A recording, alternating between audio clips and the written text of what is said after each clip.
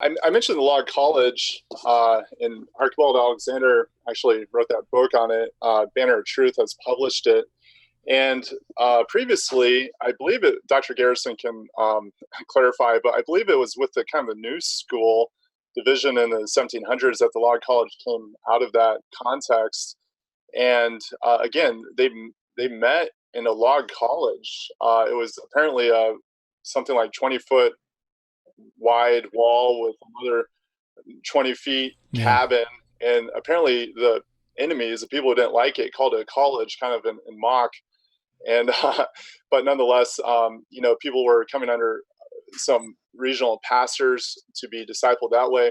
But the step towards Princeton Seminary was more formal, I think, in a good way, more of a classical structure to the education of spending several years in more intense, concentrated study of these biblical languages that not every pastor is going to be able to provide to young students. So I think it was really a fruition and coming to its own in a good way, allowed more specialization, allowed a close community between the students and the professors.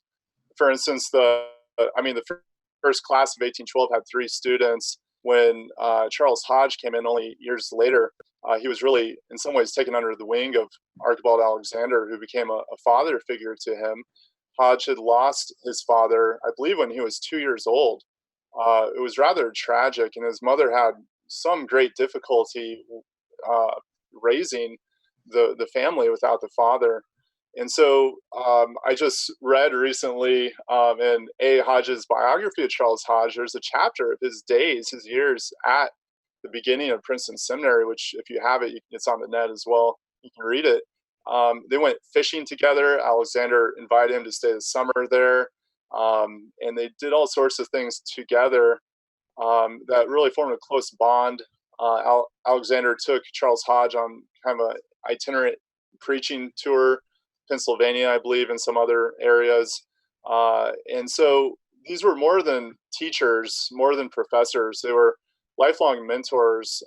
And those friendships were started there at Princeton that would transcend really the rest of their lives as they went their way, broadening and expanding through the nation, cultivating the leaders that did come out of Princeton.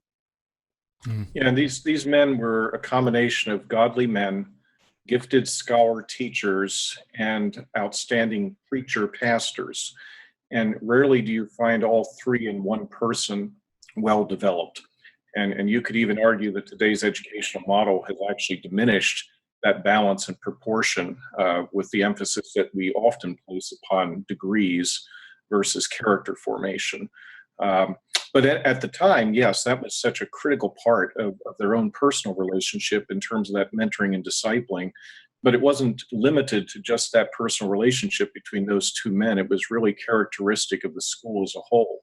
And it's amazing the affection that you read about these men that was there and their students and the graduates of the seminary and the memories that they had and those kinds of things when someone takes that interest in you personally. And we probably all have had seminary professors, I hope, in our lives that invested themselves in us in a way it seemed like there was no one else, but they gave all that they had to enable us to learn how to love Christ and to be effective, competent ministers of the word.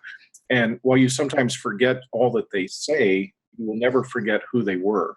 And that impact lives on as a spiritual legacy.